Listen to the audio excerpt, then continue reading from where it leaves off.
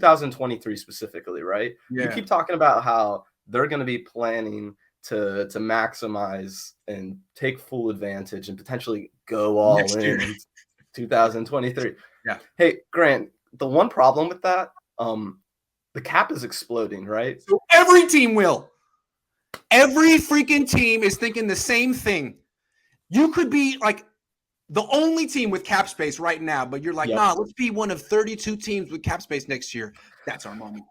And that's really the biggest issue I have is they're like financial planners, right? They have planned this horribly financially. They are not taking advantage of the situations they should. And the whole point of drafting Trey Lance when you do and trading for him almost a year ago today is that you're supposed to take advantage of the rookie contract. So first of all, immediately look at Miami.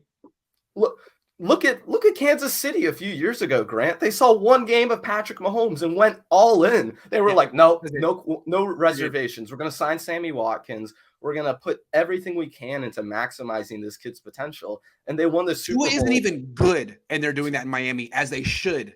Yes. It's not like they're like, you know what? We don't really trust Tua, so let's bring in Jimmy Garoppolo, hedge our bets, spend a ton of money at quarterback. Like, no, that's not how you do it. Are you kidding? No. It's not.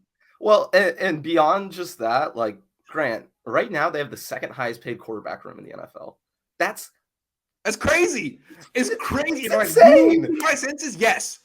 And like, I just like in the past 10 seasons, and like I love bringing this up, right? In the past 10 seasons, the only quarterbacks to win the Super Bowl are Peyton Manning, Tom Brady, Nick Foles, and guys on a rookie deal. 49ers don't have any of that. They are not putting themselves in a position to win a Super Bowl, let alone. I don't think a quarterback has won a Super Bowl being a top 5 paid quarterback in like at least the last 10 years since the 2011 rookie wage scale. And Jimmy is like the 5th highest paid quarterback. And Grant, I went back and looked at the years that they had Jimmy signed for on his new deal. The first year of his deal, he was the highest paid quarterback in the NFL. In 2019, guess what? He was 15th. Wonder why they went to the Super Bowl. It was 8%.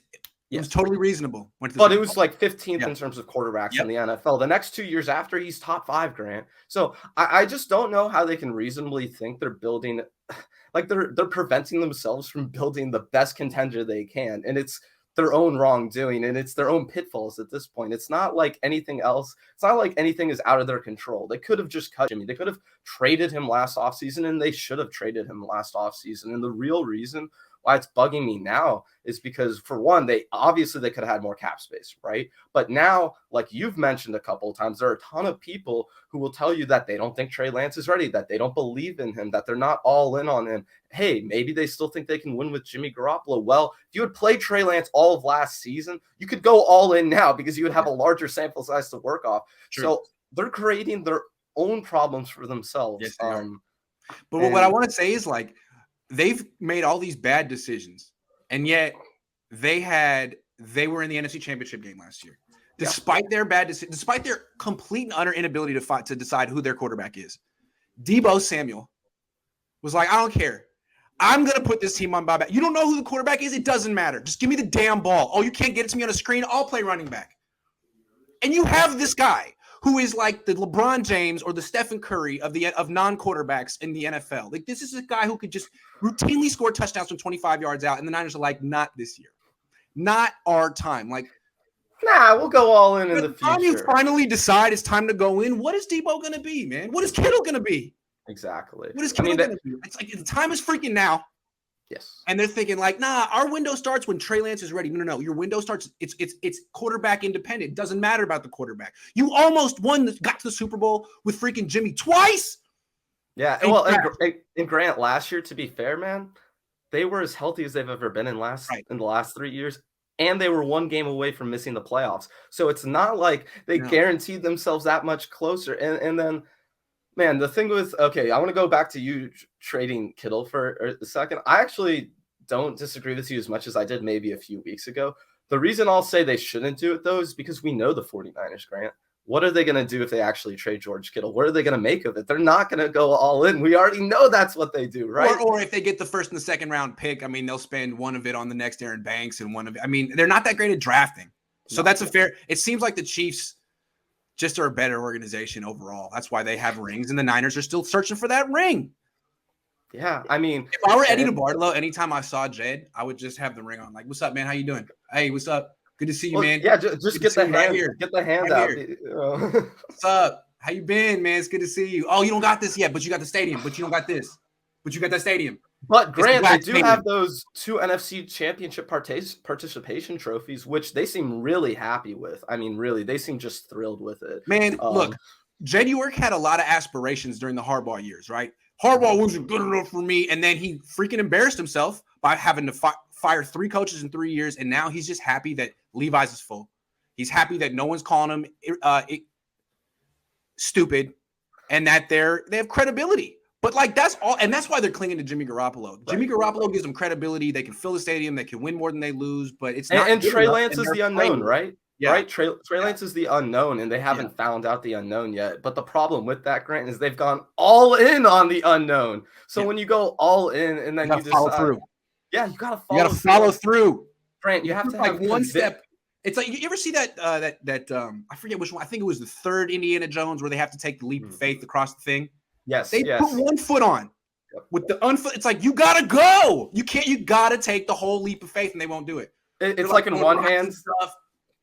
In one hand, they got Jimmy Garoppolo. In one hand, they got Trey Lance. They're like, "Hey, what are we gonna do? What are we gonna do?" And again, that's what financial analysts do. Let's hedge our bets. Have something for the present, something for the future, in case this. They're like the Niners are a mutual fund. They're a stock portfolio. They got all kind of stuff and going in all different directions. They need to pick a. They need to pick a direction. They need to have conviction in their decision making, and that's the biggest issue I've always had, Grant. And the thing, I'll end on this with Trey, man, is it's a ticking clock with him. The problem with their line of thinking that some people have, that I've heard 49ers fans point out, I've heard you like very important, like, and you need to do this. You need to dispel this rumor.